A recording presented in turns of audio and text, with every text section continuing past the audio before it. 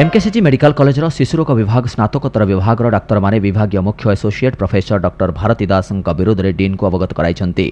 Hostel रे टॉक्सिंग and hostel environment नष्ट करी मानसिक भाव निर्यातना दि जाउथवा नै अभियोग होईछि। एथिरे आशुतोष साहू, असीम कुमार दास, विजय कुमार पृष्टि, किरण कुमार किशन, पीयूष मोहन सावलंक समेत बहु कनिष्ठ डाक्तर अभियोग करिसेंति। एहार नकल मेडिकल अधीक्षक, डीएमएलटी, स्वास्थ्य मंत्री, एनएमसी, ओएचएस, गंजाम जिलापाल आरडीसी को प्रदान कर जाइछि।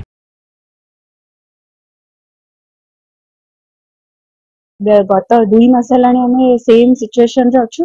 आज बाध्य हलु आसी सुपरिटेडेंट सर पाखे निहुराइबा पई। प्रतिदिन आम मानसिक चाप रोचु। आम डरी डरी डिपार्टमेंट ड्यूटी करिया पड़ुछि। गुरुजन माने सम्माननीय हेबा दरकार। आम डरी डरी प्रति एटा मो कॉलेज मो डिपार्टमेंट मु ना मो सहपाठी मो जूनियर केही आम डरी डरी एठी ड्यूटी करि परिबुनी। प्रति मुहूर्त रे भयर सहित आम ड्यूटी करि परिबु नाही। तो आम एही कथा सर को जणैछु।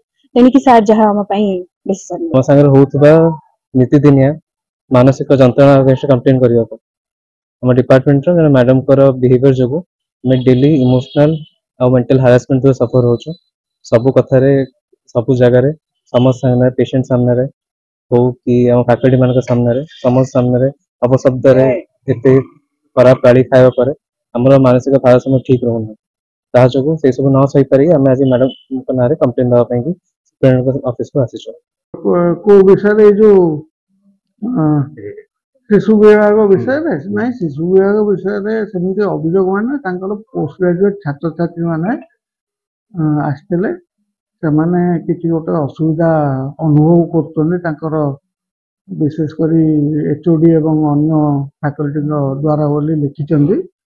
आम तार तदंत करूँ मु डीन मैडम आम मिसिक आम से पचारू कौन असुविधा होती तार सत्यासत्य कौन एवं यार मूल कारण कौन ये सब विषय पुंखानुपुंख तदंत करी आम विहित पदक्षेप नबू।